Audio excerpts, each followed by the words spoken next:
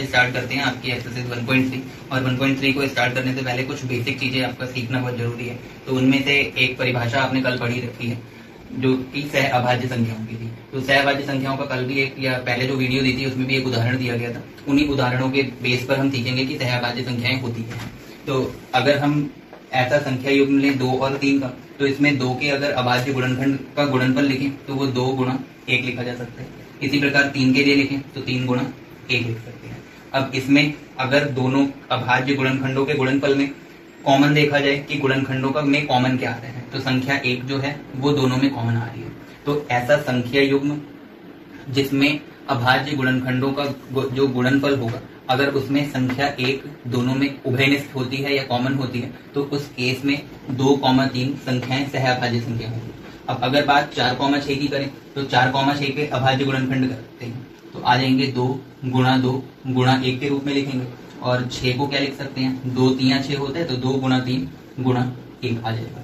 तो यहाँ पर अब क्वेश्चन है कि क्या 4,6 सहभाज्य संख्याएं हैं, तो मेरा आंसर होगा नहीं, सहभाज्य संख्याएं नहीं है। तो क्यों नहीं है, क्योंकि यहाँ पर एक कॉमन या उभयनिष्ठ गुणनखंड 1 तो मिल रहा है, लेकिन साथ ही साथ उभयनिष्ठ गुणनखंड और क्या मिल रहा है, 2 भी मिल रहा है, जो कि सह अभाज्य संख्याओं की कंडीशन नहीं है। सह अभाज्य संख्याएं ऐसी संख्याएं ही होती हैं जिनके अभाज्य गुणनखंडों में उभयनिष्ठ संख्या या उभयनिष्ठ गुणनखंड केवल 1 होना चाहिए। इतना शायद क्लियर हो गया होगा आपको। तो इनसे आप समझ सकते हैं कि सहअभाज्य संख्याएं क्या हैं। बस ये करो। तो एक कॉन्सेप्ट आपको समझ में आ गया होगा सहअभाज्य संख्याओं वाला। अब एक दूसरा कॉन्सेप्ट भी जो माइंड सेट करके चलना है हमको, जिससे कि हम आगे एक्सरसाइज के क्वेश्चंस को कर पाएंगे। वो दूसरा कॉन्सेप्ट ये है स्टूडेंट्स, जैसे अगर कोई दो संख्याएं ले 25 और 5 है, तो अब 25 को देखा जाए तो 25 सभी को पता है कि किसका वर्ग होता है, तो 5 का वर्ग होता है। 5 का स्क्वायर करेंगे तो 25 ही आना है। और दूसरी संख्या क्या लिखी गई है, 5 लिखी गई है। तो अब मेरा क्वेश्चन ये है कि क्या 25 और 5 दोनों संख्याएं किस एक उभयनिष्ठ संख्या से विभाजित है, तो वो उभयनिष्ठ संख्या क्या होगी, 5 होगी, क्योंकि 5 के पहाड़े में 5 भी आता है, या 5 को 5 से विभाजित कर सकते हैं और 25 को भी 5 से विभाजित कर सकते हैं। तो इसका मतलब क्या कि 25 जो है वो 5 का ही एक गुणज होगा और 5 जो है वो भी 5 का ही एक गुणज होगा। तो मेरे को केवल इतना समझाना था कि अगर कोई एक संख्या 5 से विभाजित है, तो 5 का स्क्वायर जो होगा वो संख्या भी किससे विभाजित होगी, 5 से विभाजित होगी, ऐसा हम लिख सकते हैं।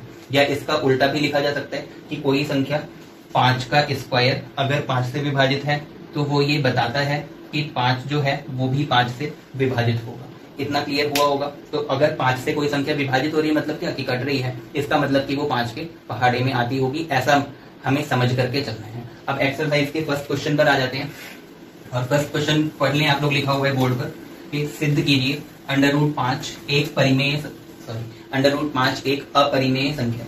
तो इस टाइप के क्वेश्चंस को करने के लिए सबसे पहले हमें जो सिद्ध करना है उसका उल्टा मान के चलना पड़ेगा। तो हम ऐसा मान लेते हैं,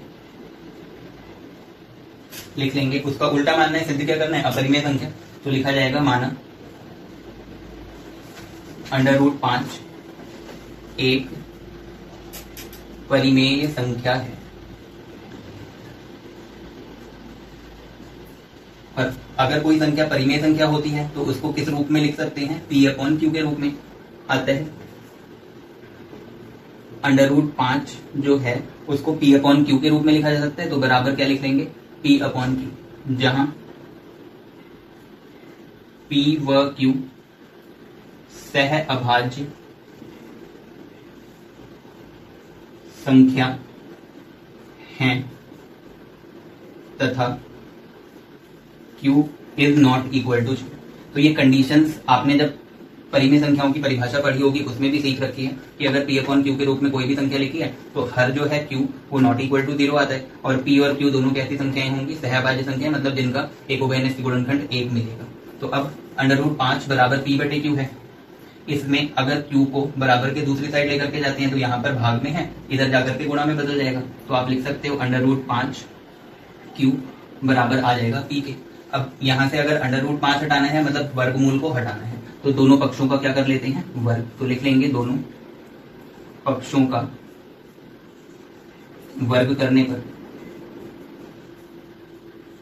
अब अगर वर्ग करते हैं दोनों पक्षों का तो आपको मिलेगा क्या, √5 क्यू का होल स्क्वायर बराबर टी का होल स्क्वायर, ऐसा कुछ लिखा जा सकता है।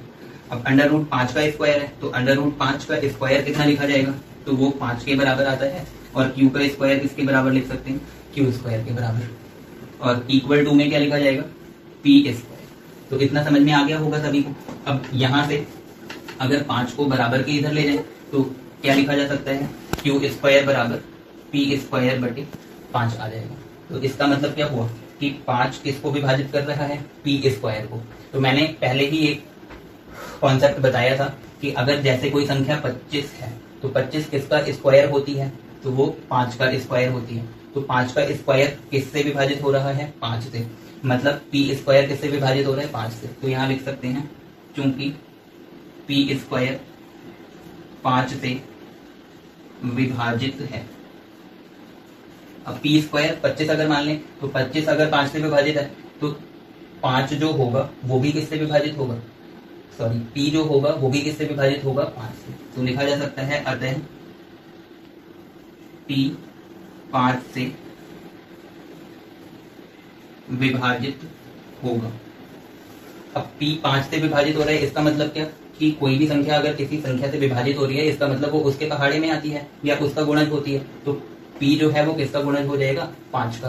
तो इस स्टेटमेंट से हम ऐसा लिख सकते हैं अतः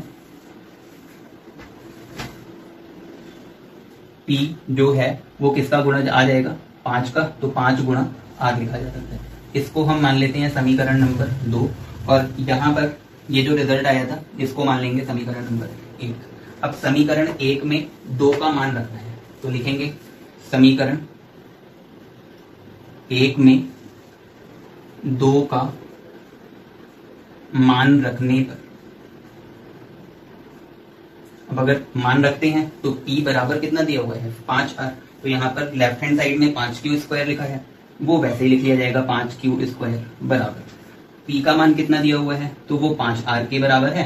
तो P को किससे बदल लेंगे, 5R से, 5R लिख लिया और उसका स्क्वायर आ जाएगा।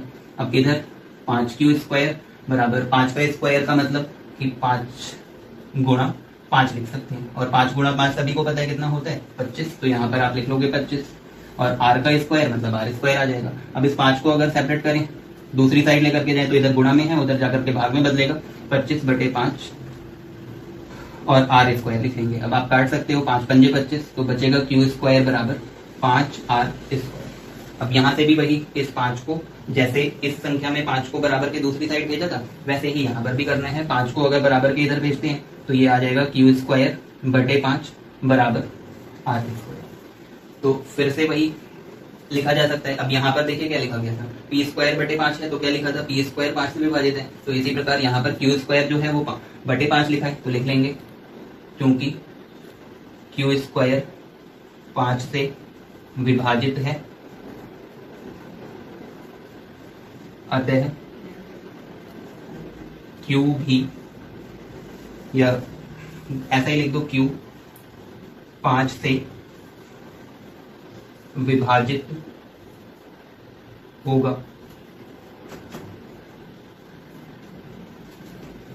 अब यहां से क्या पता चला कि P जो है वो भी 5 से विभाजित है और Q जो है वो भी किससे विभाजित है, 5 से। तो इन दोनों को अगर मिला करके एक स्टेटमेंट बनाए तो लिखा जा सकता है, इसलिए P व Q 5 से विभाजित होंगे। ऐसा लिखा जा सकता है कि P 5 से विभाजित है और Q भी 5 से विभाजित है, इसलिए P व Q दोनों किससे विभाजित होंगे, 5 से विभाजित होंगे। इसका मतलब क्या कि P और Q दोनों का उभयनिष्ठ गुणनखंड, उभयनिष्ठ गुणनखंड क्यों बोला गया, क्योंकि 5 के पहाड़े में P भी आ रहा होगा और Q भी आ रहा होगा। तो लिख लेंगे अतः P व Q का उभयनिष्ठ गुणनखंड 5 होगा, ऐसा लिख सकते हैं। अब अगर P और Q दोनों का उभयनिष्ठ गुणनखंड क्या मिल गया, 5 के बराबर, तो यहाँ पर आप ऐसा बोल सकते हो कि विरोधाभास उत्पन्न हो रहा है। अब विरोधाभास वर्ड ही क्यों यूज हुआ, तो उसको समझने के लिए आप शुरुआत में आओ। हमने माना था √5 क्या है, एक परिमेय संख्या, और परिमेय संख्या को किस रूप में लिखा, P/Q के रूप में, और P और Q कैसी संख्याएं हैं, सह अभाज्य संख्या। तो कोई भी सहअभाज्य संख्या कोई भी दो संख्याएं सहअभाज्य संख्याएं कब होती हैं, जब उनका एक उभयनिष्ठ गुणनखंड क्या आना चाहिए, 1 के बराबर। लेकिन यहाँ पर P और Q का उभयनिष्ठ गुणनखंड क्या आ रहा है, 5 के बराबर। तो आप ऐसा लिखोगे यहाँ पे,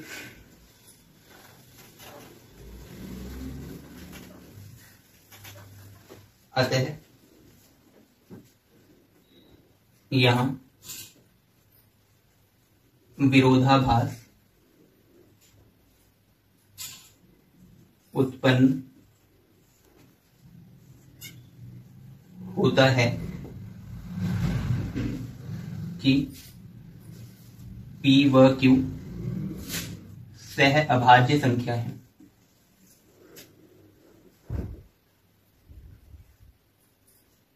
और अगर इसका विरोधाभास उत्पन्न होता है, मतलब हमने जो माना था उसका अपोजिट आ गया, और उसका अपोजिट आ रहा है, अतः हमारा तो अगर विरोधाभास उत्पन्न हो रहा है तो इसका मतलब क्या हुआ कि हमने जो माना होगा वही गलत रहा होगा, तभी यहां क्वेश्चन को सॉल्व करने में विरोधाभास उत्पन्न हो रहा है। तो अंत में हम ये लिख सकते हैं, अतः हमारी कल्पना गलत है कि √5 एक परिमेय संख्या है। और अगर हमारी कल्पना मतलब हमने जो माना वो गलत है कि √5 एक परिमेय संख्या है, तो किस निष्कर्ष पर पहुंच सकते हैं या क्या बता सकते हैं, अतः √5 एक अपरिमेय संख्या है। तो इतना आपको सॉल्यूशन करना होगा।